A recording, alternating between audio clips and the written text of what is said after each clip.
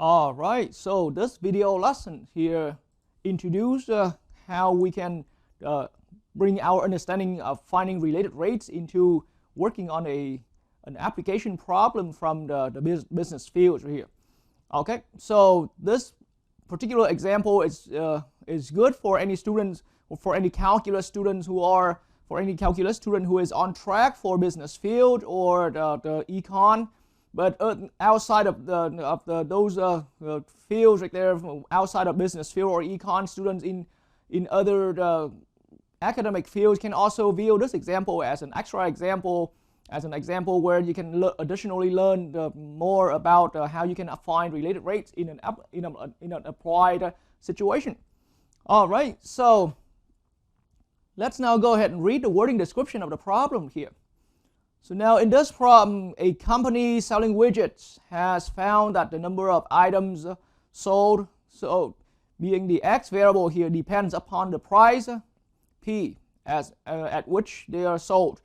And according to the equation, x equals 20,000 divided by square root of 6p plus 1. Okay, and then due to inflation and increasing health benefits costs, right here the company has been increasing the price by $4 per month. And let's find the rate at which revenue is changing when the company is selling widgets at at $180 each.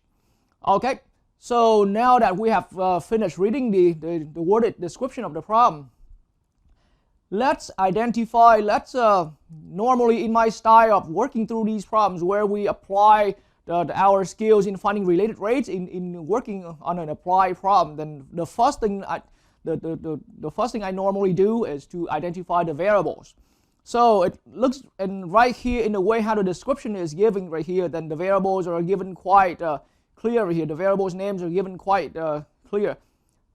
So the company selling widgets has found that the number of items sold, let's represent that by the x variable. So x variable here is a business concept. We refer to that as the quantity.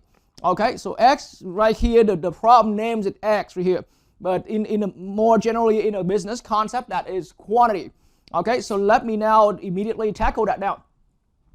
And so in our problem, we recognize there's an x variable right here, and so x here is the number of widgets. Okay, the number of widgets that the company has sold. But then more generally, as in the business concept, this x right here represents the sales quantity. Okay, quantity of the item. And so we're looking at how many items there are, how many widgets there are, how many units there are. That's what x is. So right here, the problem names that x. Some other problem we may name that q, which is more common because it's quantity. So just be aware that there may be problems out there, the same kind of problem or similar kind of problem, but it may name your variable for quantity as q.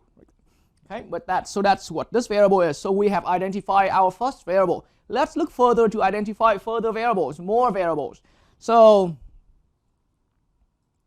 now back to the wording description of the problem. So the number of items sold is now x, that's the sales quantity right here. And then the company found that the number of items sold represented by the x variable here depends upon the price. So all of a sudden what caught my attention here is another variable here being the price. And again, generally in business, and anytime we're running a business, aside from planning to sell an X number of items right here, we gotta have for ourselves a price decided on each item. Okay, so here we have a variable p right here is for the price per item. Okay, price per unit, or in this particular problem right here is the price per widget.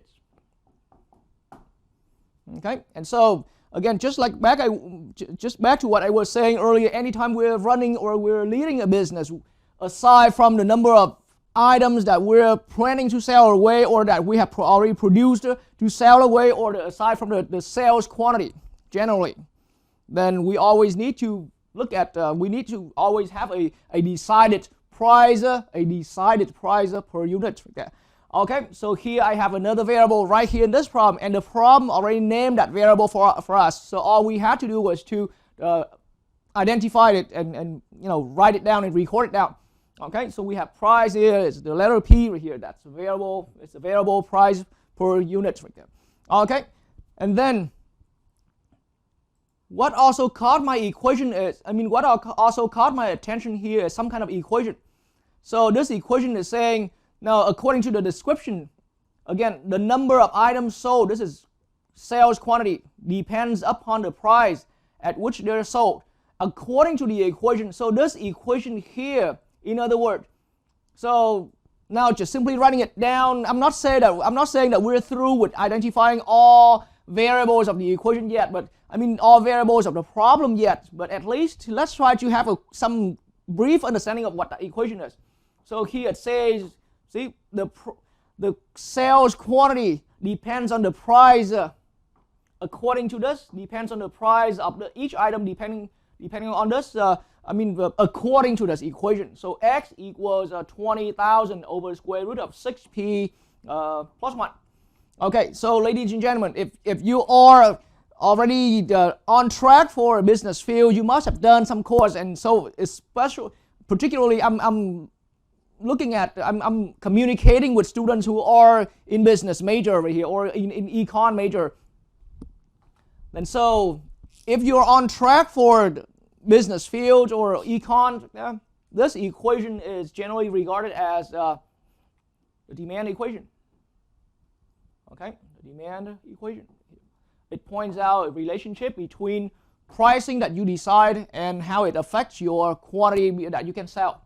Okay, but again, as far as getting into any deeper explanation here, allow me not to get into that far, not to get into anywhere that far, because that's gonna be the role of the professors in business or in econ to explain more deeply of how, and especially allow me not to explain how this equation came around. Every equation, and anytime you're running a business, any business on its own has, you can hire an analyst, okay, to observe markets for you to come up with a demand and supply equation. Okay, and more specifically right here in this case, this is the demand equation. We can hire an analyst to observe markets. So this came out, I can briefly explain that this came out normally or usually from hiring an analyst that can observe markets and come up with this equation for us. So this equation for now in our work currently is just to point out the relationship between the two variables we have here. Okay, so we have x as the quantity, the sales quantity equals 20,000 divided by square root of 6p plus 1. So it's a relationship between the quantity and pricing, demand equation in general. All right, so now aside from this, and so now I'm going to get back to the wording description and extract out further information as far as and as well as more the variables here.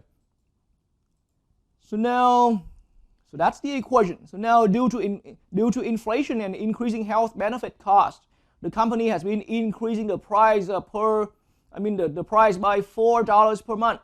Now, so I will get back to this piece of information later. Okay, that will be some good highlighted piece of information as well. But for now, let's not focus to that because I'm currently on my way of identifying all the variables of the problem. And so, find the rate at which revenue is changing. So now we realize there is another variable existing right here in our problem. Find the rate at which revenue is changing. So here revenue is changing, but that primarily refers to the fact that we have revenue as another variable existing in our problem. So we're not done identifying all the variables yet. So I've realized through the wording description, that part I highlighted earlier. So now I'm going to name it. The problem, the worded instruction of the problem did not name the variable for us. We name it ourselves. So here we can call that R. Okay, so R here is to be the revenue. Okay.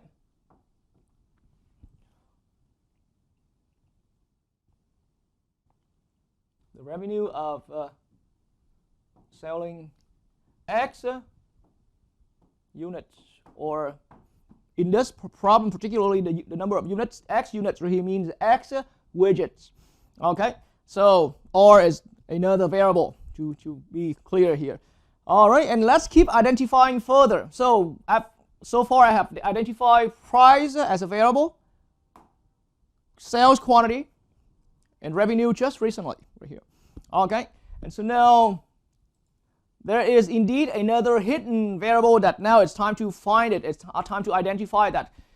You see, so back to the beginning part of this paragraph right here, due to inflation and increasing health benefit costs right here, the company has been increasing the price by $4 per month. So now we understand that there's a change in price, and there's certainly given a rate of change. The price is changing, but per month. Okay, increasing the price by $4 per month. Okay, and so now again I am going to let go of this highlight, but I want to specifically focus right here on this part about the highlight right here, per month, and then later on find the rate at which revenue is changing when the company is selling the widgets at $180 each. But this rate right here, this rate at which the revenue is changing is also a rate per month as well. So month, that word secretly told us another clue. There's another variable existing in our problem or involved in our problem, but not specifically, presently involved in the problem right here. It's not explicitly included in the problem. So revenue is explicitly included, price and quantity, they're all indicated clearly right here, but time is kind of hidden. So now I'm going to name it T here is to be the time variable. Okay, that's involved. Once again, allow me to explain a little more, but you see, because the price was changing, we saw that in the reading right there, that the company has been increasing the price. So increasing is an act of changing the price, changing in a positive way. Okay, and we're changing the price by $4 per month. And so now with that phrase right there, it's indicating clearly that we have a time element, we have a time variable, so that we can find out, so that we can create our rate right here, so that we can reference our rates relative to that time variable right there.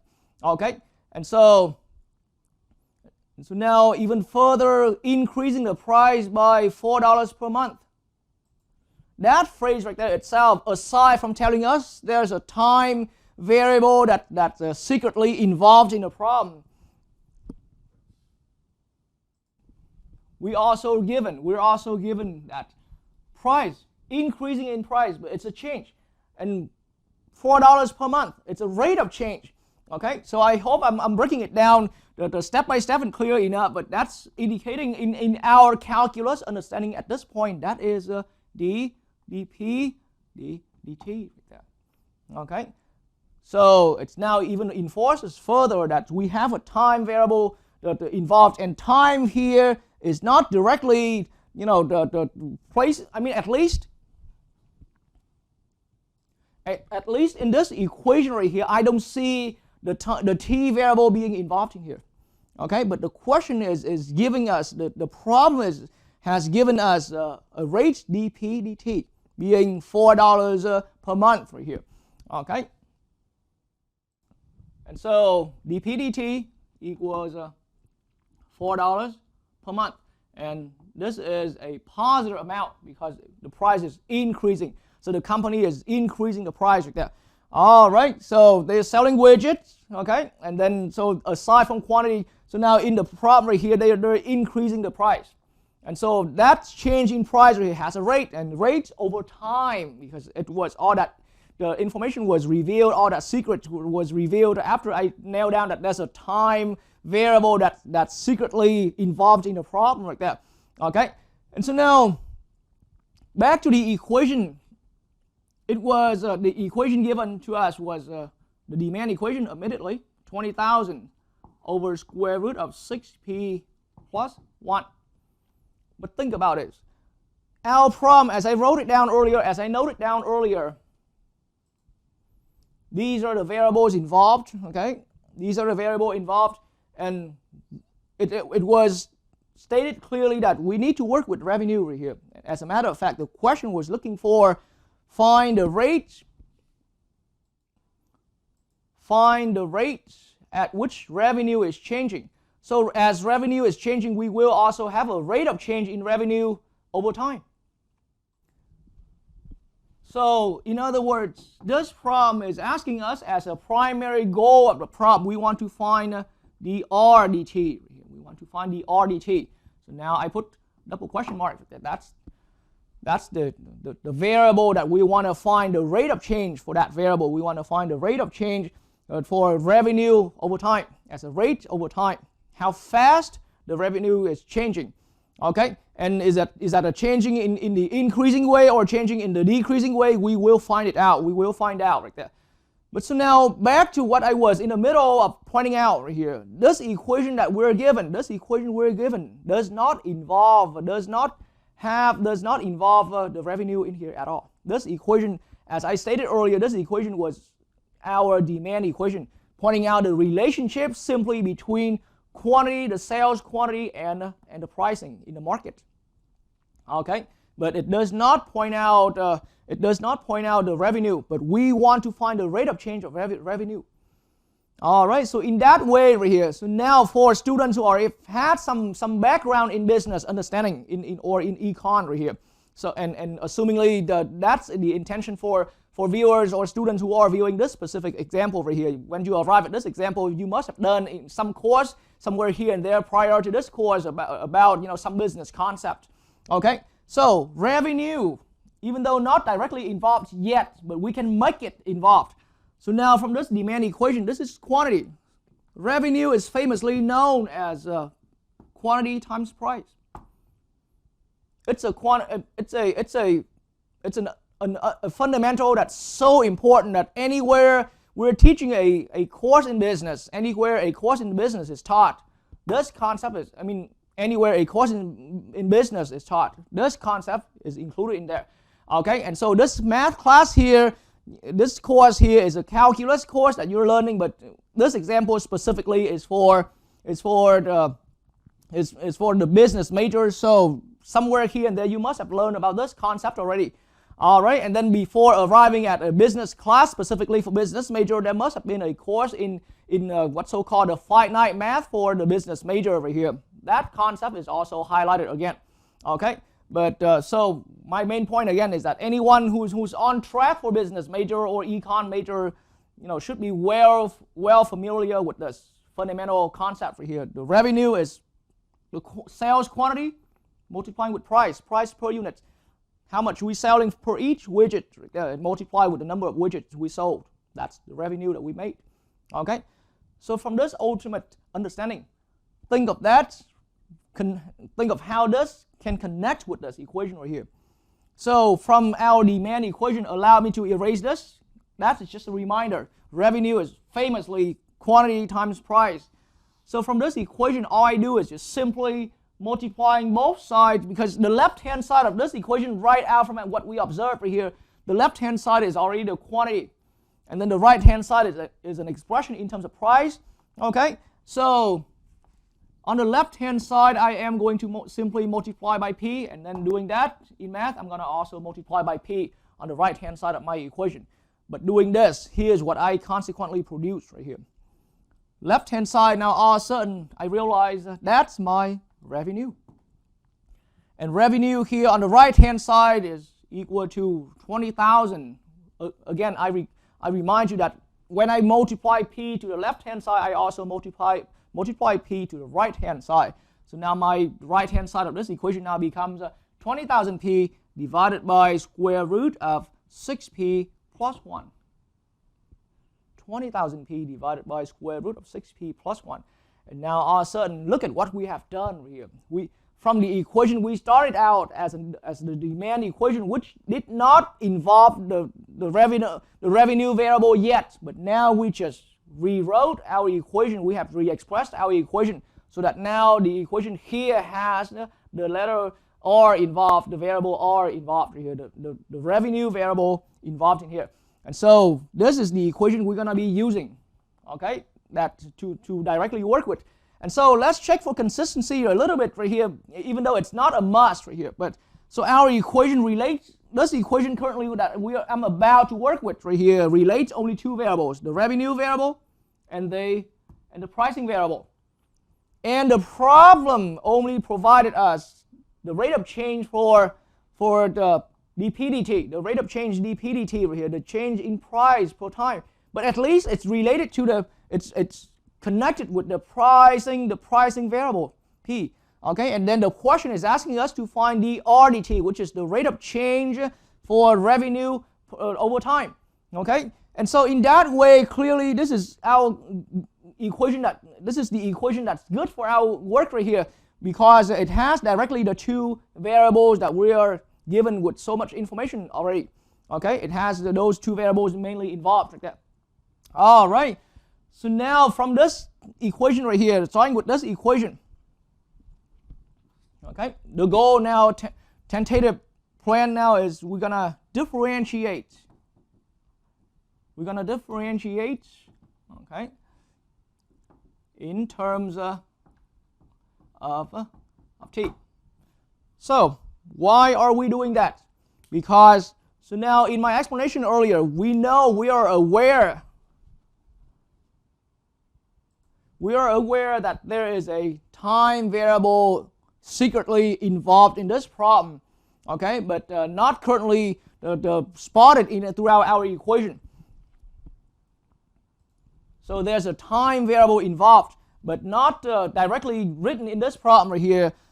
It's secretly involved only, okay. And then furthermore, again, back into the same explanation that I have already delivered in my general lecture, my general understanding lecture about the related rates. Then once we have identified, once we're looking at these variables right here, then the way it says that the intention is that we want to see P here as a function of the price is a function of T. That hidden variable, see, the variable T, the time variable is not written in here. It's not directly spotted in this equation, but this symbol dPdt is indicating that we wanted to treat P as a function of T, okay, implicitly. And further, the question is asking us to find the RDT, which is intentionally treating R also as a function. R as a function, even though right now it's just a variable in our equation, but now we intentionally want to treat R as a function of T as well, due to that notation, the dRdt notation right there. All right, so that's the reason why now in order to find our related rates, we want to find out how dPdt will relate with the RDT. Okay, we're going to differentiate both sides of this equation in terms of T. All right, so that's tentatively the plan right there. And then, again, I've had a separate lecture, and hopefully anyone doing this example have already arrived at that lecture before arriving here. But, or in case if you haven't, you can go ahead and view that lecture of mine. But I've had a separate lecture where I point out there's a good advantage of an equation like this for our work here specifically. Now, our equation out of observation here, our current equation. So let's put a big red star because it's such a special equation right here. It's the equation that we're about to differentiate in terms of T. But this equation, in another way of seeing it, this equation has already expressed. Okay, so that lecture where I talked about this concept, when you view that lecture, I will deliver more. I have delivered more the detailed explanations there. But the main idea now is that this equation currently involving two variables, the R and the P, but it's further expressed R as a function of P. That's just an observation right now in this equation. It's just the way how our equation was given, and then I did a little special step multiplying P to both sides to derive my revenue. But then consequently, right after that work, I added up with another equation where it expressed revenue as a function. So F here is just my notation of a function of a price, the P variable. Because on the opposite side, it's completely in terms of one variable p right there. All right, and so now in that way right here, from that lecture that I've explained, anytime we have our equation already expressed one variable in terms of the other, okay, one variable in terms as a function in terms of the other variable, then we can come up quickly come up with the related rates according to the chain rule.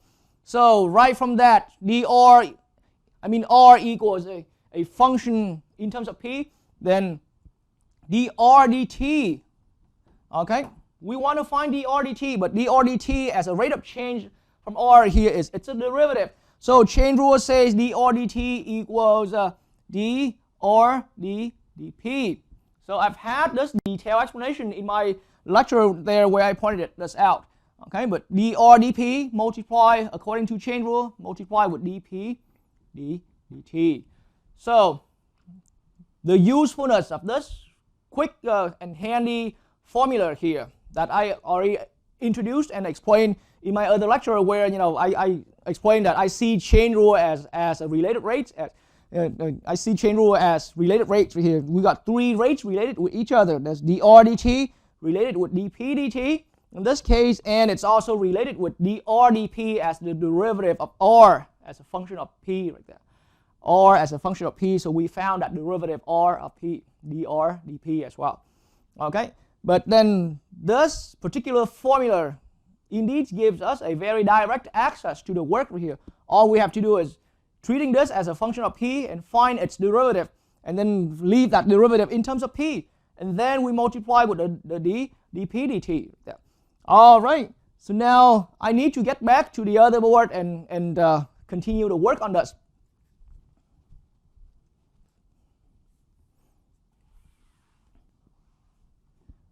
All right, so now we know that r equals 20,000 p divided by square root of 6p plus 1. And now we know that we need to find simply dr dp here. Okay, so dr dp right out of this equation is simply just, once again, well, we can use quite a few different ways right there to find dr dp for this, simply because right now r is a function of p. So dr dp here is going to be, now I used quotient rule for this, and I see the denominator here as 6p plus 1 to the 1/2 power, okay, and the numerator here is a 20,000 p right here. So dr dp here is going to be, according to the quotient rule, 20,000, okay, multiplied with 6p plus 1 to the 1/2 power. See, this is the derivative of the numerator. I multiply with the denominator without derivative. And now I'm going to subtract.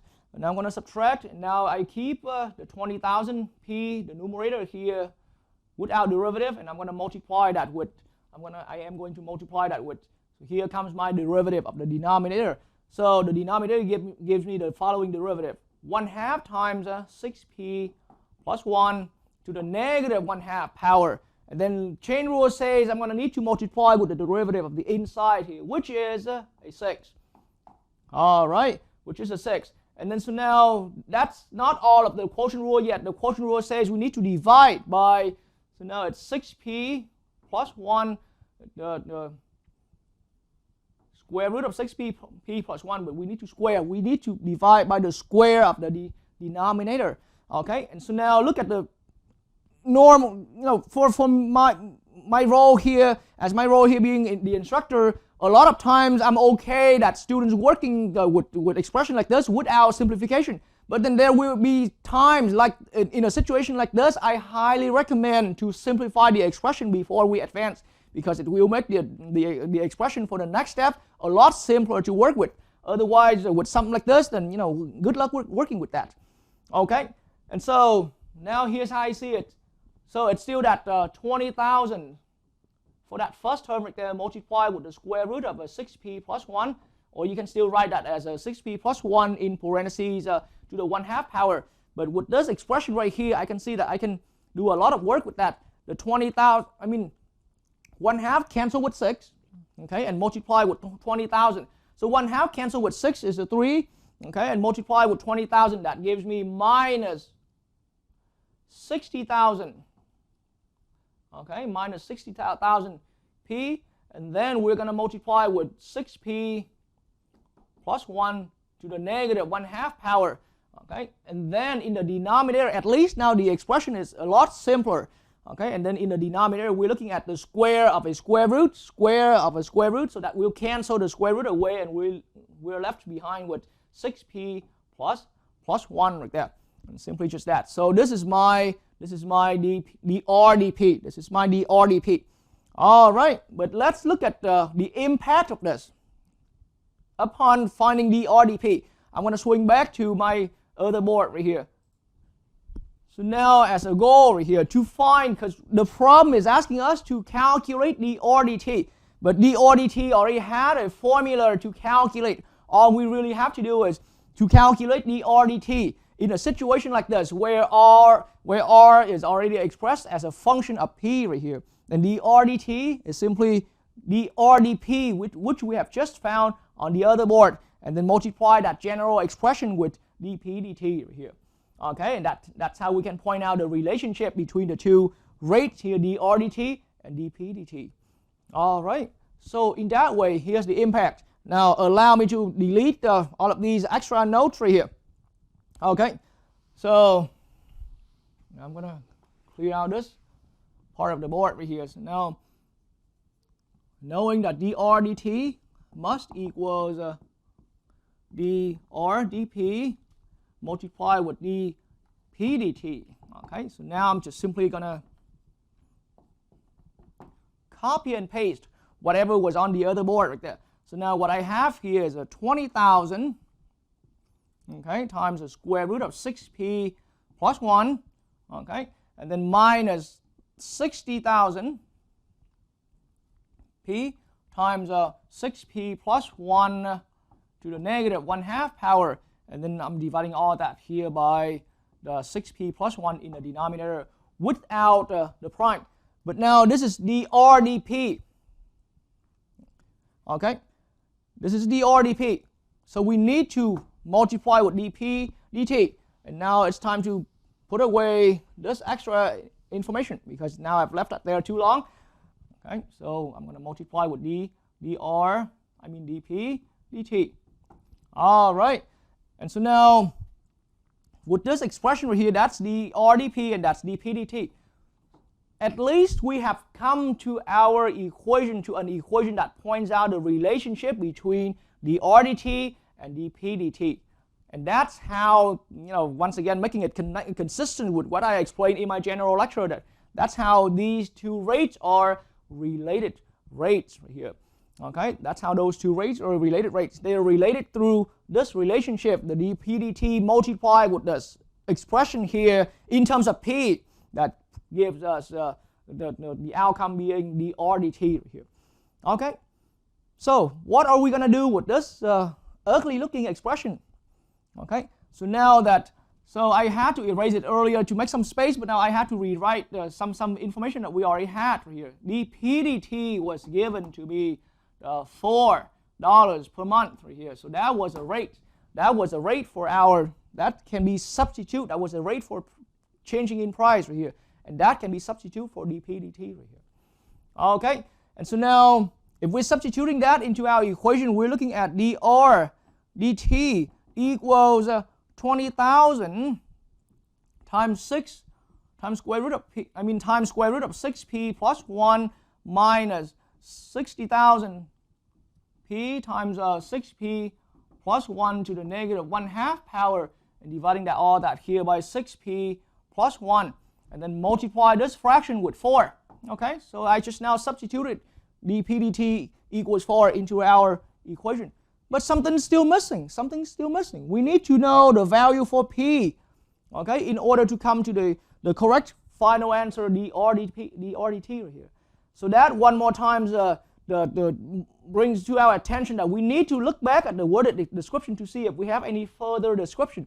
Because what we're still missing at this point is the value for this p variable. So the idea now is that it's all about instantaneous rate of change, the kind of rate of change that exists at different instants. Okay, so at this instance, the rate is different with the same rate but at another instance. And so now the instance here is measured at different instances where pricing reaches, where the price reaches different value right there. Okay, so we want to find that instance where, on our note here, find the rate at which revenue is changing right at the instance when the company is selling widgets at $180 each. All right, so that's the instance right there.